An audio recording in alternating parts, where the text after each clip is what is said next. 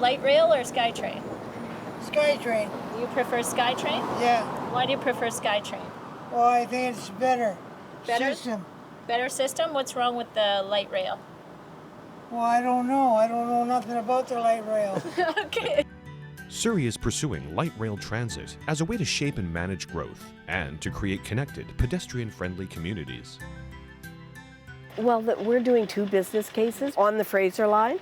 That we know we're going to be doing LRT on the King George line, and the what we're calling the L line, which goes over to Guildford as well, and it will connect Guildford and City Centre and then down to Newton. The line that's going to go from City Centre out to Langley, we're actually through TransLink is doing 2 business cases.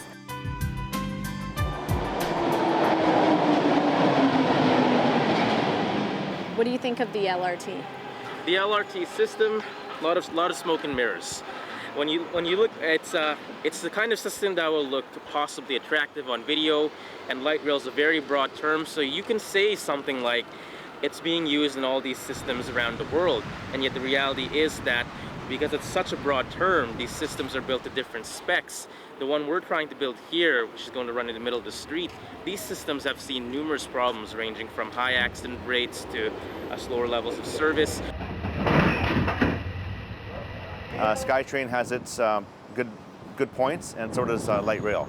Skytrain is driverless. Light rail, you have to have a driver, to operate those trains. So again, you're adding a bit more cost in the operation of light rail.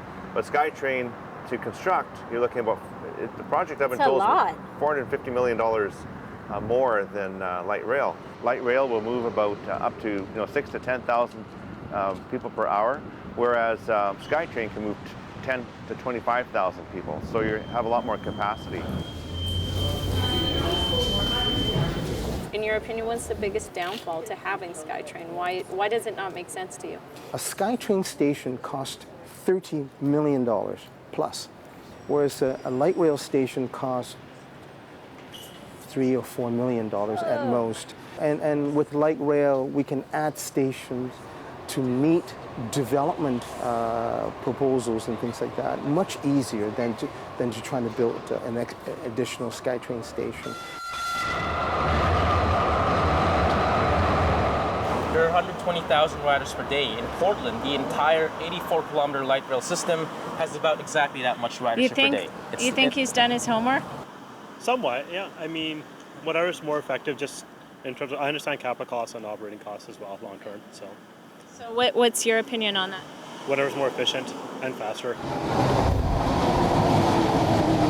There's actually, because in Calgary, I used to be from Calgary, they have the C-Train, which is basically light rail. Yes. It's on the street. And so a lot of this stuff you're talking about in terms of accidents sometimes occurring in the intersections, it slows down the trains, slows down the traffic, slows down the traffic flow, right? Well, we're looking at the options.